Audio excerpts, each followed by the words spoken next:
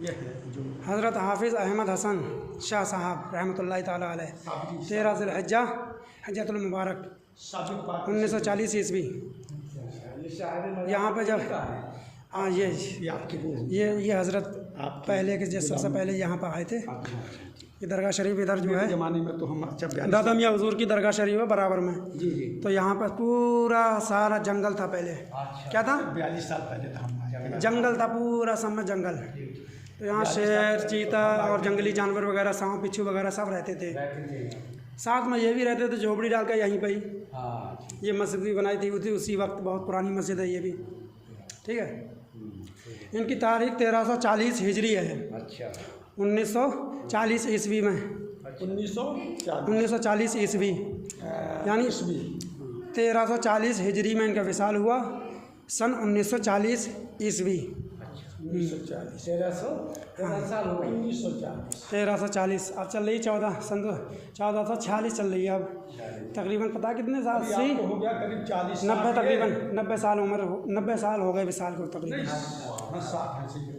ठीक है। 60 और 20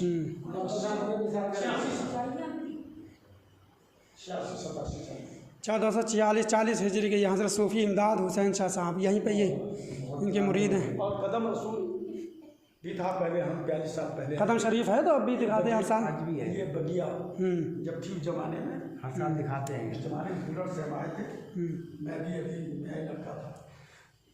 बहुत माशाअल्लाह बहुत पुराने बुजुर्ग हैं ये, बहुत पहुँची हुई हंसते अल्हम्दुलिल्लाह।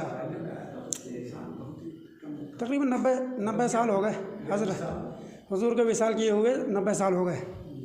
90 साल तकरीबन कम बेश। हाँ यहाँ पर शाहजी मोहम्मद शेर मियाँ भी आए थे। यहाँ पर हुजूर आला हज़रत भी आए थे इसी जंगल में।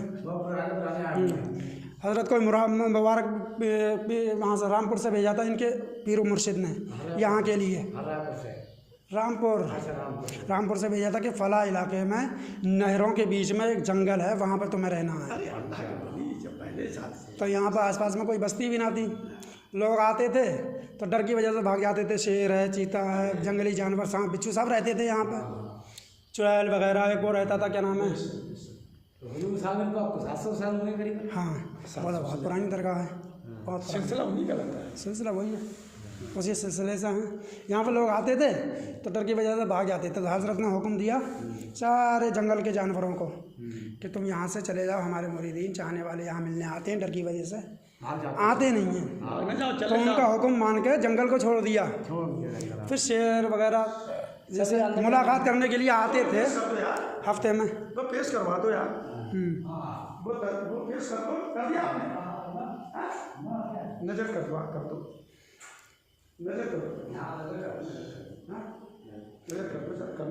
और दूसरी बात जो है, आपने यहाँ सजदा किया, सजदा नहीं करते हैं, सजदा किसी के आगे नहीं करते हैं हम। ठीक है। मौलाना की इश्क में आदमी समझ रहे, इश्क में आदमी चिपट जाता है, लिपट जाता है। ना ये सब नाना नानी का यहाँ बात नहीं करना। सजदा 14 साल गुलामी सरकार ने कराई है। सजदा करना तो जैसे हराम है किसी के आगे। ठीक है।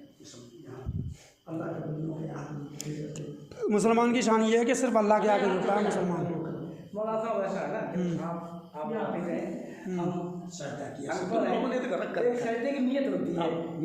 सजदा अल्लाह के आगे किया जाता है सिर्फ।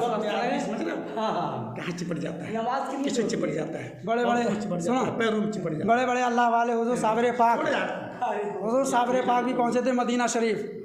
वो भी कभी मदीना शरीफ ही नहीं झुके थे।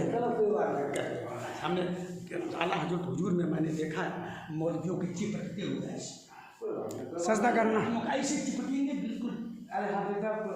क्योंकि हर इंसान का पीर जो है उसका नाम खुदा होता है।